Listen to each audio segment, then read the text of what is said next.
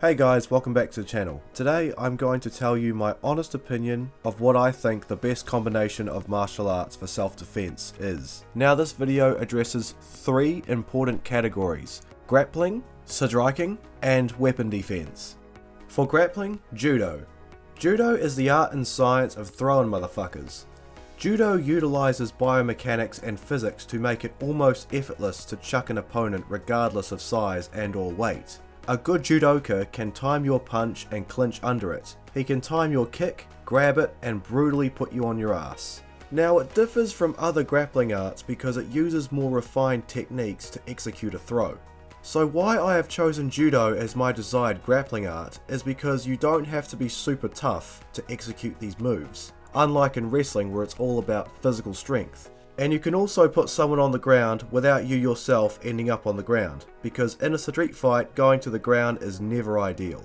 If it happens, but it's never a good thing. That's why I personally don't trust BJJ in a real fight. So using Judo works best grappling wise when fighting multiple attackers. When someone grabs you, you can just throw him and then move on to fighting the next guy very quickly. It's not about force or struggle to move your opponents, but rather movement and guiding force to achieve a throw. Its throwing techniques are truly second to none. The founder of Judo, Kano Jingoro, was a former practitioner of Jiu-Jitsu, but old Japanese Jiu-Jitsu had required one to be big and very strong in order to practice and execute the techniques. So Kano had also learnt and practiced a bunch of other grappling arts and then applied it to Jiu-Jitsu. After developing some push and pull moves along with some arm drags, he found a way to manipulate his opponent's center of gravity and chuck them. Judo was officially born. A 5'2" man had invented an art that allows anyone to chuck someone much bigger than them.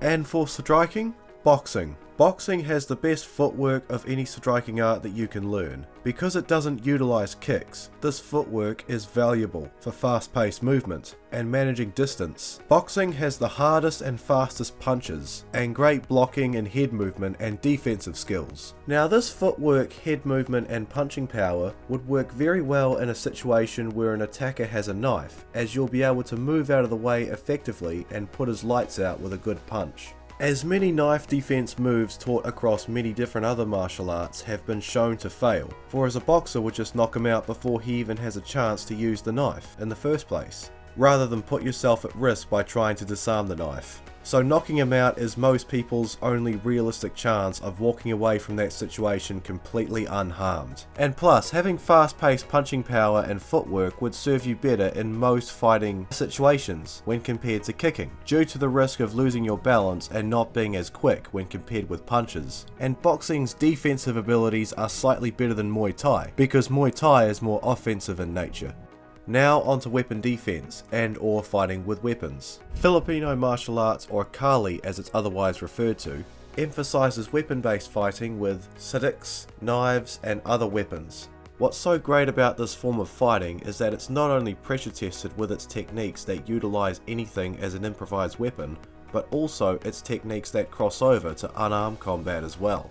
Now in most martial arts, most knife defense moves are less effective, but Kali is an exception because its fighting system is based off anything to do with weapons, whether it be disarming weapons, or fighting with weapons, or fighting empty-handed, for which many empty-handed techniques with weapons cross over to unarmed fighting, whether you would apply it open-handed or with closed fists. For example, the sticks are just an extension of your arms, so the technique is not strictly just for weapon use only. It carries over to empty hand. Now there is quite a lot of crossover empty-handed techniques between Kali and Wing Chun, but Wing Chun doesn't utilize weapons to the same degree as Kali does, as why I chose Kali over Wing Chun. It uses striking and grappling along with other joint locking techniques as well. So these are, in my opinion, the top 3 martial arts for self-defense. All are well pressure tested and work well in close quarters. Please like and hit the bell notification if you haven't already so you never miss a new video upload in the future. Thanks for watching.